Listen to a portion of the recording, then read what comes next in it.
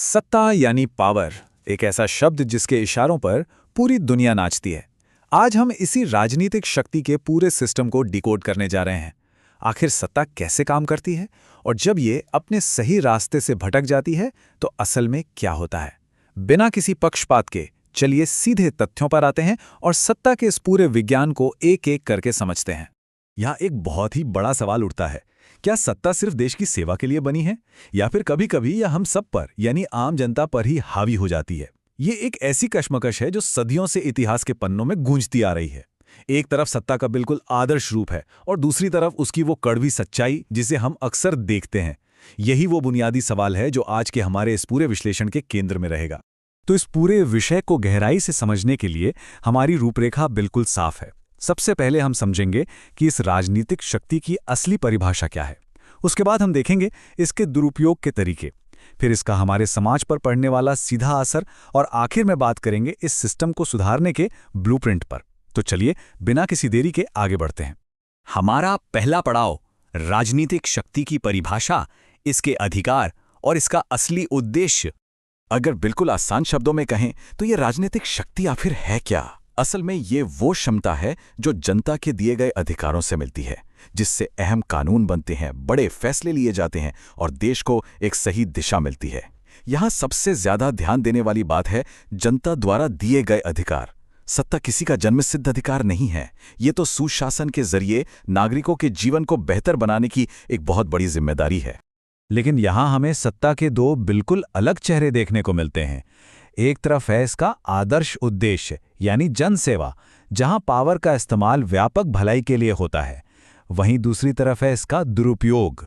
ये दुरुपयोग तब शुरू होता है जब कुर्सी पर बैठे लोग इसी ताकत को अपने व्यक्तिगत स्वार्थ और निजी लाभ के लिए मोड़ देते हैं।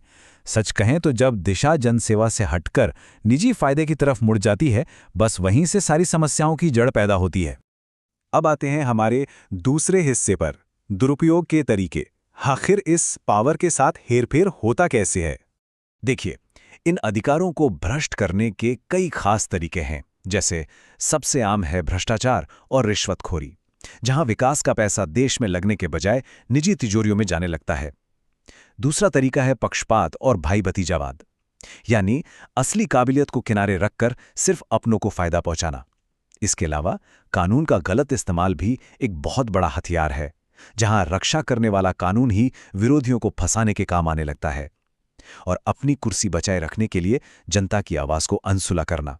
और अंततः सबसे खतरनाक बात, एक डर का माहौल पैदा कर देना ताकि कोई सवाल ही न पूछ सके।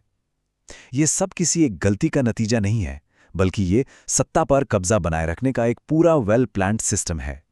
तो अब चलते हैं तीसरे हिस्से की तरफ, समाज पर इसका प्रभाव। इस भ्रष्ट सत्ता की हम सब आखिर क्या कीमत चुकाते हैं? अब ध्यान देने वाली बात यह है कि सत्ता का ये दुरुपयोग सिर्फ कुछ नेताओं के कमरों तक सीमित नहीं रहता, ये हमारे समाज को दीमक की तरह अंदर तक खोखला कर देता है। सोचिए, जब फंड्स का गलत इस्तेमाल होता है तो देश की तरक्की वहीं रुक जाती है।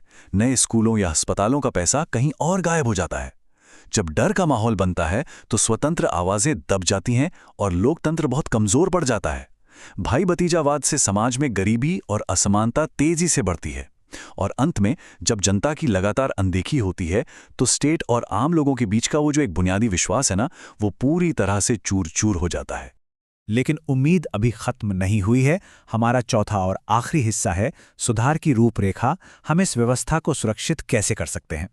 किसी भी भ्रष्ट या बिगड़े हुए सिस्टम को वापस पटरी पर लाने के लिए 4 बहुत ही जरूरी स्तंभ है। पहला कदम है पारदर्शिता यानी ट्रांसपेरेंसी। जब काम खुलेआम और साफ तरीके से होगा तो भ्रष्टाचार छिप नहीं पाएगा। दूसरा कदम मजबूत कानून और सख्त सजा, जो बिना किसी भेदभाव के सब पर एक समान लागू हो। तीसरा पिलर है एक बिल्कुल स्वतंत्र मीडिया और न्यायपालिका, जो बिना किसी पॉलिटिकल प्रेशर के सत्ता पर अपनी तीखी नजर रख सके। और चौथा, जो शायद सबसे ज्यादा अहम है, जागरूक नागरिक, क्योंकि सच तो यह है कि एक सतर्क और सवाल पूछने वाली जनता के बिना कोई भी सुधार लंबे समय तक टिक ही नहीं सकता। इस पूरे विश्लेषण से निकलकर आने वाली सबसे दमदार और याद रखने लायक बात यही है कि सत्ता एक जिम्मेदारी है, कोई हक नहीं। जब पावर को जन्मसिद्ध अधिकार मान लिया जाता है ना, तभी से पतन की शुरुआत हो जाती है। लेकिन वही पावर जब नेता उसे समाज की सेवा करने का अपना कर्तव्य मान लेते हैं, तब पूरा राष्ट्र तेजी से आगे बढ़ता है। इसी माइंडसेट में बदलाव लाना ही हमारा सबसे बड़ा सुधार है। तो आखिर में विचार करने के लिए एक बहुत ही गहरा दार्शनिक सवाल सामने आता है। क्या सत्ता भगवान है या शैतान? असल में जो ताकत सही हाथों में आकर लाखों जिंदगियां संवार सकती है, वही ताकत अगर गलत हाथों में पड़ जाए तो सब कुछ तबाह भी कर सकती है।